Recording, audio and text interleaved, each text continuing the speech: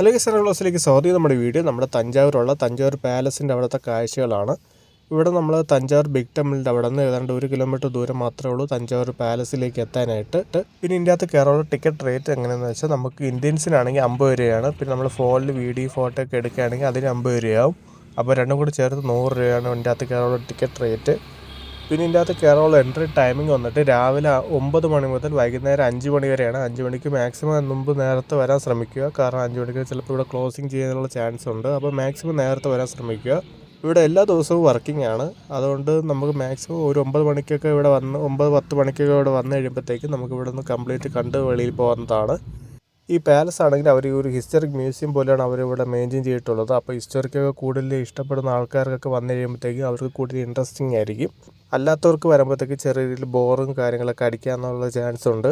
നമുക്കിപ്പോൾ ഇതിൻ്റെ അകത്തേക്ക് കയറാം. ഇതിൻ്റെ അകത്ത് കയറാനായിട്ട് ചെറിയൊരു ഫസ്റ്റ് ഫ്ലോറിലേക്ക് പോകേണ്ടതായിട്ടുണ്ട്. നമുക്ക് ഈ പടിക്കെട്ട് കയറി മേളിൽ ചെല്ലുമ്പോഴത്തേക്കും അവിടെ ഒരു മ്യൂസിയം ഉണ്ട്. അവിടെയാണ് കുറച്ച് മ്യൂസിയവും കാര്യങ്ങളൊക്കെ അവർ അറേഞ്ച് ചെയ്തിട്ടുള്ളത്. നമുക്കപ്പോൾ അതിൻ്റെ അകത്തേക്ക് കയറാം. ഇതിൻ്റെ അകത്ത് കയറുമ്പോഴത്തേക്കും ഈ റൂം ഫുള്ളും അവർ പണ്ടത്തെ ആ ഒരു ഹിസ്റ്റോറിക് കാര്യങ്ങളൊക്കെ അവർ ഫുള്ളും അറേഞ്ച് ചെയ്ത് വെച്ചിട്ടുണ്ട്. പണ്ട് രാജാക്കന്മാർ യൂസ് ചെയ്തിട്ടുള്ള വാളും പരിചയം, പിന്നെ അന്നത്തെ രാജാക്കന്മാർ ഉപയോഗിച്ചിരുന്ന ഉടുപ്പുകളും കോയിൻസ്, അങ്ങനത്തെ പല പല കാര്യങ്ങളും നമുക്കിവിടെ വരുമ്പോഴത്തേക്ക് കാണാവുന്നതാണ്. പിന്നെ രാജാക്കന്മാർ പടം വരച്ചിരുന്ന ആ ഒരു ഫോട്ടോസ്, അങ്ങനത്തെ കുറേ കാര്യങ്ങൾ നമുക്ക് ഇതിൻ്റെ അകത്ത് വരുമ്പോൾ കാണാൻ പറ്റുന്നതാണ്. നമുക്ക് ഇതിൻ്റെ അകത്തുള്ള കുറച്ച് കാഴ്ചകൾ കണ്ടതിന് ശേഷം മടങ്ങി വരാം.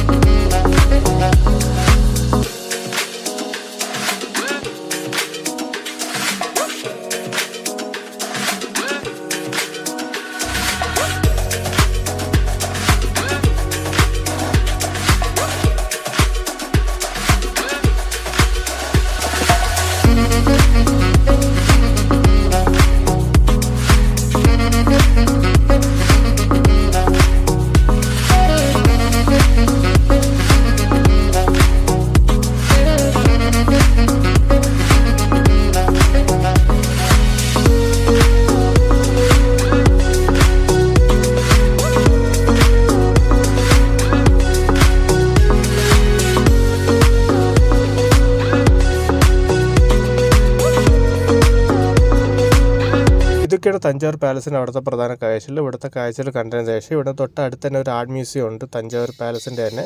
അതിന് മുമ്പായിട്ട് ഇവിടുന്ന് ഒരു നാരങ്ങ വെള്ളം കുടിച്ചതിന് ശേഷം നമ്മൾ ആർട്ട് മ്യൂസിയത്തിന് അങ്ങോട്ട് പോകുന്നതായിരിക്കും. അപ്പം ഇന്നത്തെ വീഡിയോ എല്ലാവർക്കും ഇഷ്ടപ്പെട്ടെന്ന് കരുതുന്നു. നമുക്കപ്പോൾ അടുത്ത വീഡിയോ കാണാം.